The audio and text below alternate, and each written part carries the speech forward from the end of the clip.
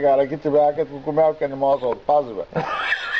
Най-скалба путка беше, бе.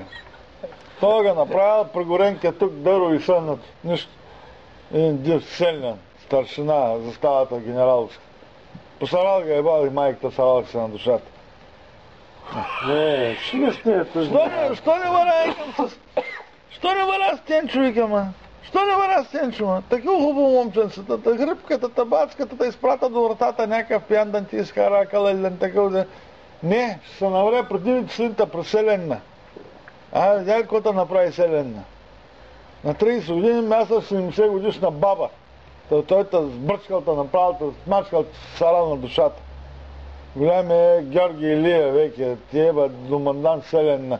Едни сросани вежги, така и бабачи, така, навъсени като гасянка, не съм буал.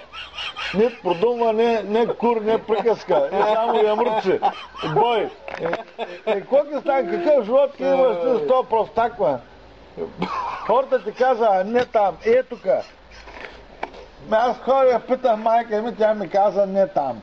Ходях на врачка и врачката ти казала не там. Добре, ти на кому куре го запретна му направи еднател. Ти се навре на Георги Илия да те бахте и да те ебе. И какво стана? И какво прокопса този живот? Какво стана? Той ти ебал майката саралца на душата му.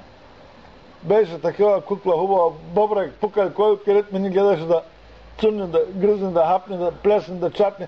Той ти еба майката на цялото тално, той те направи един изгорен перон. Нищо!